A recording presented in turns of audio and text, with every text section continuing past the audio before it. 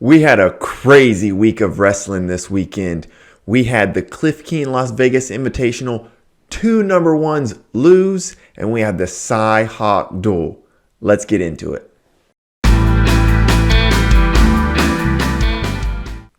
Hi everybody, my name is Jesse and welcome to my wrestling show where we talk about the greatest sport in the world, wrestling. First, I want to dive straight into the Cliff Keen Las Vegas Invitational. And what a heck of a tournament we had. First, at 133 pounds, in my preview, I said if Vito Arujau majors everyone in the field, we know he's going to be able to compete with RBY and Dayton Fix. Well, he didn't major everyone, but I still think he'd compete with RBY and Dayton Fix. And the reason is he had a very dominant and convincing wins over both Sam Latona and Mikael McGee. I was so impressed with Vito's win over Sam Latona, and Sam Latona wrestled really well this tournament, and Vito Arujau was still able to cruise to a 6-1 victory over Sam Latona. He looked great all tournament, and so I think he's going to be able to compete with RBY and Dayton Fix come March for the national tournament.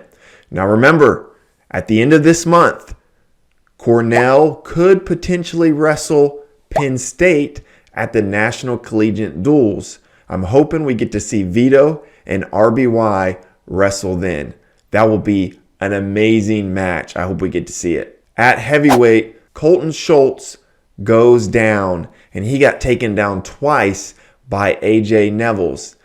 Now, I think AJ Nevels opened the book a little bit on how you beat Colton Schultz, or at least how you take him down. In both attacks, in both takedowns, AJ Nevels was able to take Colton Schultz without allowing Colton Schultz to get all of his body weight on AJ Nevels, especially in that first takedown. I just want to walk through this clip real quick and look at the 2 takedowns and notice in both takedowns, AJ Nevels is able to get the takedown when Colton Schultz's weight isn't on him. So in this first exchange, Colton Schultz goes for a high crotch. AJ Nevels blocks it. He gets an underhook. He attacks the same side leg of the underhook. And so Colton Schultz never really has a chance to get his weight on AJ Nevels to defend the takedown. So Colton Schultz shoots. AJ Nevels, he has the underhook and he's attacking that same side leg. At no point does Colton Schultz ever get his weight on top of AJ Nevels. And then AJ Nevels is ultimately able to finish the takedown. And the second takedown is a little bit different. This is towards the end of the match. I think if it was in the middle of the match, maybe Colton Schultz can get the takedown here. But there's only like 20 seconds left and Colton Schultz starts to scramble and maybe panic a little bit. And you can see Colton Schultz, he kind of just takes all of his weight up off Nevels. And then Nevels is like, well, I'm just going to stand up. And he gets the 2. So he just lifts up. There's no weight on Nevels. He just stands up and he's able to turn around and get the 2. So the point is, if you're going to take down Colton Schultz, he's so big, you have to do it in a way where he can't get the weight on you. So what does this mean for heavyweight? Well, Greg Kurtlevitt from Penn State, he's the clear number 1 right now. He's the number 1 guy. He is the guy to beat. Mason Paris looked pretty good at the Cliff Keen Las Vegas Invitational. I'm still leaning Greg at this point because Greg does have the wins in the past. And while Mason looked really good, Lucas Davison of Northwestern, he was able to get pretty deep on Mason's legs a few times. Mason was able to ultimately scramble out of those positions and get the takedowns. So I'm still going to lean Greg, but it will be a really fun match. I love these heavyweights. These heavyweights are super fun to watch between Mason Paris, Greg Kurtlevitt, and Tony Cassiope. They attack. They are leg attackers. I said it when I reviewed the All-Star Classic of Greg versus Tony. Whoever shoots first may get the takedown, and I think that stands true with Mason and Greg.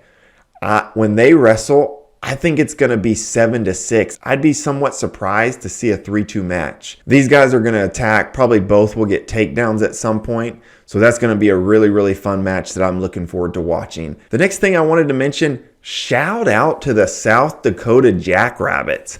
I mean, they wrestled lights out at this tournament. They placed third as a team, which is very difficult at the CKLV. And they had 8 guys, 8 out of 10 guys were able to place on the podium at this tournament.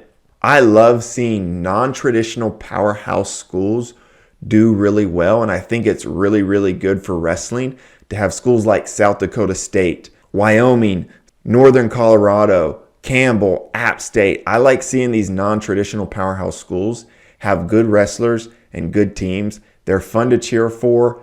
I always like cheering for them. And I think it's good for wrestling, especially for these ADs, where sometimes it's so focused on football. Some of these smaller schools that don't have a powerhouse football program, they can be relevant in the sport of wrestling. And so shout out to Damian Hahn. He's killing it up there with the South Dakota State Jackrabbits. A couple other things I'm going to touch on for the Cliff Keen Las Vegas tournament. 184 pounds. What a fun weight. Trent Hidley, he was able to take Parker Keckeisen straight to his back after this underhook dump throw by type move. I really started to see him develop this move at the U23 World Championships. He's always liked the underhook, but this move is new. This is a newly developed move from the underhook. So that's the thing with these best guys. They're always improving. They're always developing. Aaron Brooks, he was a 2-time national champ, and potentially he looks like he's taken another level, taken another step, and is continuing to get better. 174 pounds, Mekhi Lewis loses to Mikey Labriola. I didn't predict it, but not a super shocking result in the sense that at the beginning of the year, Carter and Mekhi were kind of in tier 1, and then I kind of had Mikey Labriola in a tier 2 all on his own. So I really thought very highly of Mikey going into this year. And since he was able to pull off the Mekhi Lewis upset, he's in the tier 1 now with the other guys.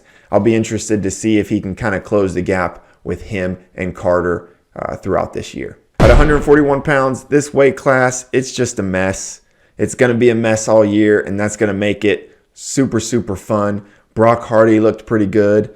Ryan Jack looked pretty solid. So this weight class is going to have a lot of moving parts, and that's just going to make it fun. The 1 seed and the 12 seed at the national tournament are probably going to have the same odds to win a national title.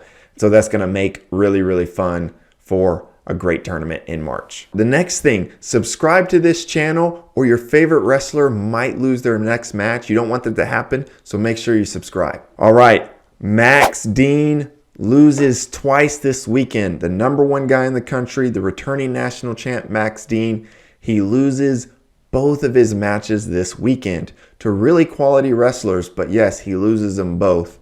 He loses to Ethan Laird of Ryder in sudden victory, and it was somewhat of a controversial takedown in overtime. Now, when I watched it, I instantly saw it and I said, yep, that's 2. He's rear standing. That's a touch takedown. But it was an interesting kind of roll through. In most situations, we're looking for reaction time, but for whatever reason, rear standing, no reaction time. This is how the refs, I see this all the time. This is how the refs consistently call this. Sometimes I'll see guys in rear standing and they'll try to do some sort of front roll, and every time the ref calls to a second, any part of their body touches the mat. So it was a consistent call. I want to take a look at the clip just so we can see what the controversy was about this exchange. So here you have Ethan, they're hand fighting, he takes the shot. He defends, and he gets rear standing right here. So he's rear standing. He's already starting to pick him up. If he's still rear standing, he's going to return him back. And right there, Dean touches. It's still a rear standing move. To me, in my interpretation of how I understand the rule. So at that point, it's a takedown. I know Dean rolls through here. And gets on top. Based on my understanding of the rule was applied correctly. The one thing you could say is it a good rule? The whole point of folk style is control. Can you really control somebody for a millisecond? Probably not, right? So maybe this is a good scenario in which they might change the rule and just eliminate the no reaction time takedown. And Max Dean's second loss of the weekend came from his former teammate, Michael Beard. This was one of my storylines starting the season. Michael Beard started his career at Penn State, placed 7th, was an All-American at Penn State. Max Dean transferred in from Cornell and ultimately took the starting spot from Michael Beard. Michael Beard transferred to Lehigh, and they wrestled this weekend. Michael Beard got the victory. If you didn't see this match, I highly recommend you go watch it. It was an excellent match with tons of action. The final score was 11-9, and there was no back points. There was one stall point, and the rest was takedowns and escapes. It was like 4 takedowns to 3 takedowns. It was a great match and a great storyline of a guy who got beat up for the spot, getting a victory over his former team and teammate. And 197, it's going to be a mess. It's just like 141. It's going to be a mess. The 2 returning national finalists have already lost this year in Max Dean and Jacob Warner. They've already lost twice. And so it's going to be a mess. But again, that's going to make it really fun come March. All right. The Cy-Hawk duel. Iowa State versus Iowa. This duel was amazing. This is why we love wrestling. This is why I love wrestling. This duel was awesome. The energy in that building was amazing. It was a 5-5 split. The emotions were high. The teams don't like each other. That was a super fun duel. And the best part about the duel, Spencer Lee is back. I'm excited he's back. I'm frustrated. He's been so injured for a few years in college because I just want to see him wrestle. And for about 2 minutes, he was Spencer Lee. And he got really tired. In hindsight, it's really not that surprising. I didn't expect to see that beforehand. But after the match, it's like, okay, he probably hasn't wrestled in 9 months. He's coming off 2 ACL surgeries. So yeah, he's not going to be in the best shape. But Spencer Lee for 2 minutes is good enough to beat basically everyone in the country anyways. He gets up by 12 points. He rides it out for a major decision. Happy to see Spencer Lee back on the mat. If you're an Iowa fan, are you worried about Spencer Lee? Probably not. Give him 6 to 8 weeks to get back in shape, get back in wrestling shape, and we'll probably see the Spencer Lee that pins and tech falls everyone else in the rest of the country. Panero Johnson at 149. I wanted to talk on this. He beat Max Murin 3-1. I think Panero Johnson should be ranked number 1 in the country. Now, that doesn't mean I think he's the best wrestler or I would pick him to win the national title right now. If the national championship happens today, I'm going to pick Yanni Diakomihalis.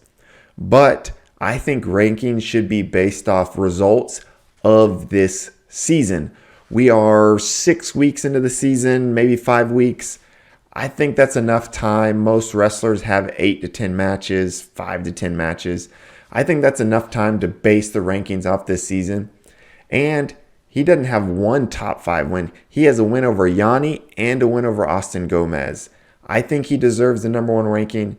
If and when he loses, then you can drop him. Rankings can be fluid. That's the point of a ranking. When you win, you move up. When you lose, you move down. I think he should be ranked number 1 for right now until proven otherwise. That's just my opinion. Let me know in the comments what you think. Should Panero Johnson be ranked number 1 or should Yanni be ranked number 1 because he's a 3-time national champ? I'm interested to hear what you guys think. 165, David Carr, man, he really put it on Patrick Kennedy. He looked fantastic. At the All-Star Classic, I saw Keegan O'Toole control and kind of dominate Dean Hamidi. And David Carr kind of had to squeak out a riding time victory over Quincy Monday.